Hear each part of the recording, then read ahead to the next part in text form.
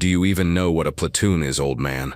Lieutenant Miller's voice, sharp and laced with the easy arrogance of a man half David Carmichael's age and twice his rank, cut through the low hum of the command tent. Miller, a Navy SEAL with a physique that seemed carved from granite and an ego to match, gestured dismissively at the holographic map table. This is a live fire simulation, not a VFW hall meeting. So why don't you grab a cup of coffee and find a nice quiet corner to sit in before you get yourself hurt? David Carmichael, who had seen more than 80 summers, stood with a stillness that seemed to absorb the condescension. His hands, gnarled by time and labor, rested calmly at his sides. His eyes, the color of a faded sky, held a placid depth that betrayed nothing. He wore a simple, worn field jacket over a plain shirt, a stark contrast to the high-tech digital camouflage of the young operators filling the tent. The air crackled with the energy of the war game, a massive joint forces exercise designed to test the military's most elite units. And in the center of it all stood David, an apparent relic from a forgotten era. Another officer, a young lieutenant with eager eyes, chimed in. "With all due respect, sir, credentials are required in the command center. We don't have you on any roster." He tried to sound professional, but the undertone of annoyance was clear. They were the tip of the spear, the nation's finest, and this old man was a distraction, an anomaly they couldn't account for. Miller smirked, folding his arms across his chest. The gesture bunched his already impressive biceps, a silent display of physical dominance. "Look, Grandpa, we're busy here. This is important stuff. We're simulating a deep insertion coastal raid. It's complex. You wouldn't understand." He leaned in closer, his voice dropping to a conspiratorial whisper that was loud enough for everyone nearby to hear. "Just tell us who you are, who you're with, and we'll get you a nice safe ride back to the base where you belong." The circle of young officers around them watched, a mixture of amusement and impatience on their faces. They saw a confused civilian, a lost cause who had somehow wandered into the nerve center of a highly classified military exercise. They saw a problem to be managed. They had no idea they were the ones about to be managed. The tension in the command tent thickened with every passing second.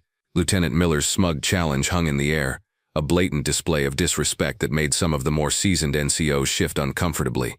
David Carmichael, however, remained impassive. He had not come here to be the center of attention, but now that he was, he would see it through with the same quiet resolve that had defined his life. He simply held Miller's gaze, his silence a more potent response than any words could have been. "I asked you a question," Miller pressed, his voice hardening. The initial mockery was curdling into genuine irritation. "This is a restricted area. Your presence here is a security breach. Now who the hell are you?" He gestured to two of his men. "Escort him out, take him to the MPs and let them sort it out." The two SEALs moved forward, their movements economical and confident. They were trained for action, for removing obstacles, and right now the obstacle was an octogenarian in a faded jacket. "Sir, you need to come with us," one of them said, his tone leaving no room for negotiation. He reached out to take David's arm. David didn't flinch. He simply shifted his stance slightly, a minuscule adjustment that nonetheless made the young operator pause. "I believe I was invited," David said, his voice calm and even, yet it carried an authority that cut through the background noise of the tent. It was not a loud voice, but it was the kind of voice men instinctively stop and listen to. Miller let out a short, incredulous laugh. "Invited? By who? The Joint Chiefs themselves?" He looked around at his men, sharing the joke. "I'm the ranking officer in this tent, and I sure as hell didn't invite you. So for the last time, identify yourself." To emphasize his point, he pointed a finger at a small, weathered patch on David's jacket. It was a simple design, faded and frayed at the edges, depicting a coiled serpent. "What's that supposed to be? Your gardening club?" The insult meant to humiliate had an unintended effect. It drew every eye to the patch. It was unremarkable to the uninitiated, a meaningless piece of cloth. But David's hand drifted up, his thumb brushing over the worn threads, and for a fleeting moment the high-tech hum of the command tent seemed to fade away. The air wasn't filled with the cool, conditioned breeze of a command tent, but with the thick, humid heat of a jungle. The smell was of mud and sweat and fear. He was younger then, his face taut with the strain of command, his jacket soaked through.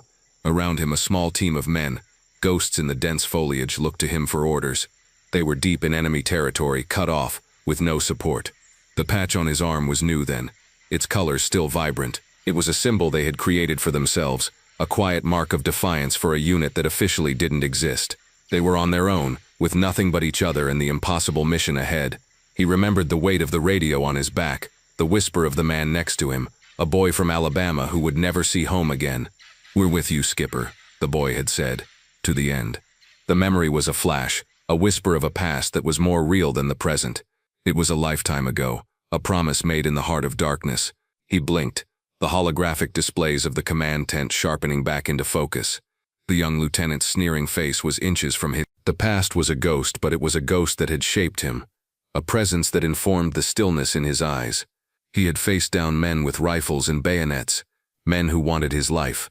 The arrogance of a young officer was nothing.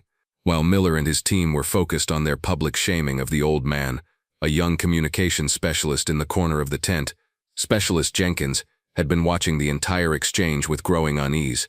Jenkins was a quiet, observant soldier, more comfortable with signal arrays and encryption algorithms than with open confrontation.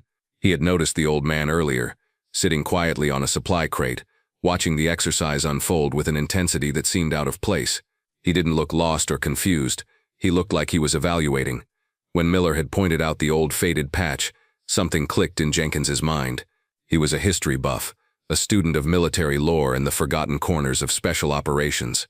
He had seen that serpent emblem once before, in a dusty, declassified file he had stumbled upon during a late-night research binge. It was the insignia of a phantom unit, a MAC-VSOG precursor group from the Vietnam era, spoken of only in whispers. A unit that had been officially denied, its records sealed and its members scattered to the winds. Legends. Jenkins felt a cold knot of dread form in his stomach. The probability was infinitesimal, but if this old man was who he thought he might be, then Lieutenant Miller wasn't just being disrespectful, he was committing a monumental act of sacrilege. The young SEAL was dancing in a minefield he didn't even know existed. Jenkins knew he couldn't confront Miller directly. The lieutenant would dismiss him in an instant. He needed to go over his head, and fast. His fingers, trained to move with speed and precision over a keyboard, moved to his personal cell phone. He kept his head down, his eyes on his monitor, making it look like he was engrossed in his work. He pulled up a number from his contacts, a number he had been given once by a mentor and told to use only in the most extreme of circumstances. "Oh God," Evans breathed.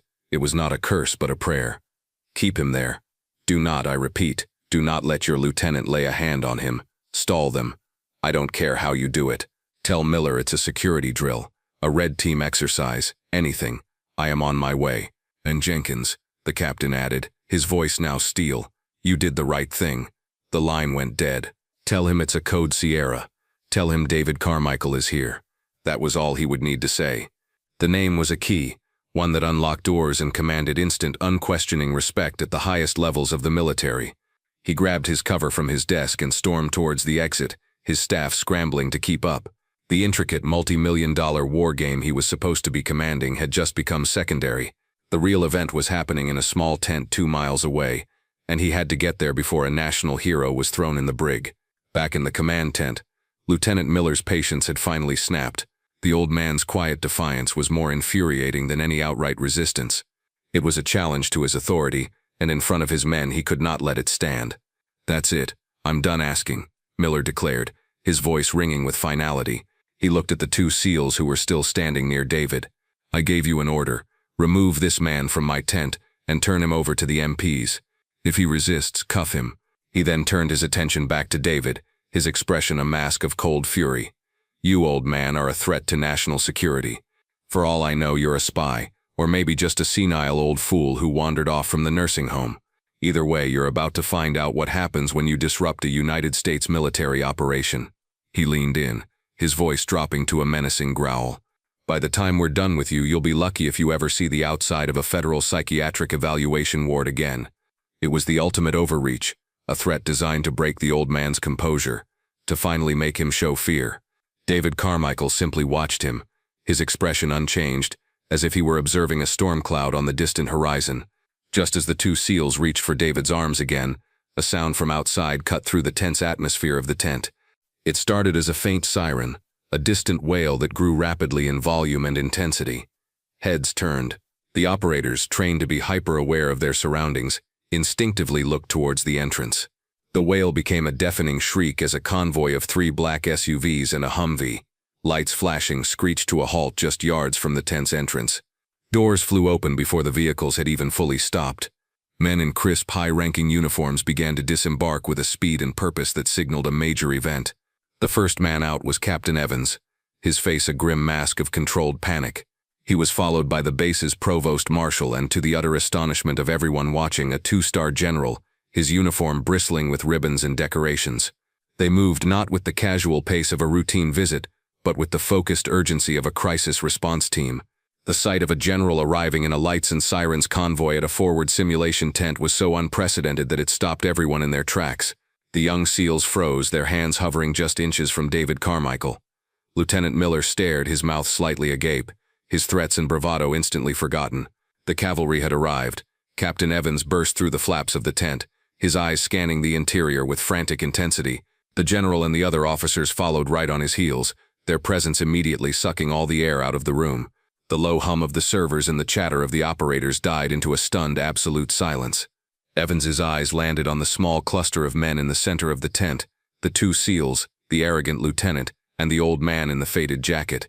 Ignoring everyone else, Captain Evans marched directly towards David Carmichael. He came to a halt 2 feet in front of him, his posture ramrod straight. The entire tent held its breath. Then, in a movement that was sharp, precise, and filled with a reverence that bordered on awe, Captain Evans raised his hand to his brow and delivered the crispest, most formal salute of his career. "Mr. Carmichael," he said, his voice ringing with emotion and a profound, unmistakable respect. "Sir, it is an honor." Behind him, the two-star general also snapped to attention, his own hand raising in a salute to the old man in the civilian jacket. The rest of the officers followed suit. Within seconds, every uniformed person in the tent, from the lowest-ranking specialist to the highest-ranking general, was standing at rigid attention, saluting not a fellow officer but the unassuming old man who, just a moment before, had been threatened with arrest. Lieutenant Miller stood frozen, his arm half raised in a pathetic, reflexive imitation of the salute. His mind simply could not process what was happening. He looked from the general to the captain, then back to the old man, his face a canvas of disbelief and dawning horror. Captain Evans held his salute for a long moment before slowly lowering his hand. He turned to face the dumbfounded assembly of SEALs and operators. His eyes were like ice chips. "For those of you who are unaware," he began, his voice dangerously quiet but carrying to every corner of the tent, "allow me to introduce you to the man you have been so disrespectfully harassing." He paused, letting the weight of his words sink in. "This is David Carmichael, but you might know him by the name they gave his unit in the jungles of Southeast Asia, the Skipper." A few of the older NCOs in the room inhaled sharply. The name was spoken in legends. "Mr. Carmichael is a recipient of the Distinguished Service Cross," Evans continued, his voice now rising with a righteous anger. "He was awarded the Silver Star not once but 3 times. He has 4 Bronze Stars for valor and 5 Purple Hearts. He is credited with more than 70 successful deep cover reconnaissance missions in hostile territory, operations that are still classified and will likely remain so for another 50 years. He was a founding member of the Military Assistance Command Vietnam Studies and Observations Group. The tactics you are simulating in this very exercise," Evans gestured to the holographic map, "the ones you think are so advanced. He wrote them, he invented them, he perfected them in places you don't even have the security clearance to read about." He took a step towards Lieutenant Miller, who looked as if he might faint. "The patch you mocked on his jacket is the emblem of a unit that officially never existed. A unit that went into the darkest places on Earth and did the impossible with no expectation of recognition or reward. They were the Whispering Ghosts, and Mr. Carmichael was their commander." The silence in the tent was now one of pure, unadulterated shock. The young operators looked at David Carmichael with a new understanding, their eyes filled with a mixture of awe and shame. They were looking at a living piece of history, a titan of their own profession whom they had mistaken for a feeble old man. Captain Evans let the revelation settle before delivering the final, crushing blow. "Mr. Carmichael isn't a security breach, Lieutenant. He is here today as a guest of the Secretary of Defense to observe our readiness. He was, in fact, invited by the Joint Chiefs themselves." Having laid bare the legend, Captain Evans turned his full, wrathful attention to Lieutenant Miller. The general stood silently by, his expression one of grim disappointment, allowing his subordinate to handle the dressing down. It was a more powerful statement than if he had yelled himself. "Lieutenant," Evans said, his voice dropping to a low, lethal tone, "you are an officer in the United States military. You wear the uniform of a Navy SEAL. You are expected to be the best of the best. And yet you have shown a lack of judgment, humility, and basic human decency that is frankly staggering." He stepped closer, invading Miller's personal space. "You didn't just disrespect a civilian. You disrespected a hero of this nation. You disrespected the very foundations upon which your own elite unit is built. You looked at a man who has bled more for this country than you could possibly imagine, and you saw nothing but a target for your own arrogance. Miller stood rigid, his face pale, sweat beading on his forehead. "Sir, I didn't know," he stammered. "That is the entire point, Lieutenant." Evans shot back. "You are not paid to know. You are paid to have the wisdom to not assume, to treat every single person with a measure of respect until they prove they deserve otherwise. You failed that test. You failed it in front of your men, and you have brought shame upon your unit and this command." He paused, letting the words hang in the air. "You are relieved of your command in this exercise, effective immediately. Report to my office at 0600 tomorrow. We will have a very long conversation about your future." Evans then turned away from the disgraced lieutenant and back to David. His demeanor softened instantly. "Carmichael, on behalf of everyone here, I offer you our most sincere and humble apologies." David Carmichael simply gave a small, almost imperceptible nod. He looked not at the captain but at the young, shame-faced lieutenant. When he finally spoke, his voice was not triumphant or angry, but quiet and thoughtful, the voice of a teacher. "Son," he said, addressing Miller directly, "the most dangerous enemy you will ever face is your own pride. It blinds you to the truth. It deafens you to wisdom. The quiet man in the corner, the one you dismiss, might be the one who holds the key to your survival." He gently touched the faded serpent patch on his own jacket. "This piece of cloth doesn't mean anything. The man wearing it does. Remember that."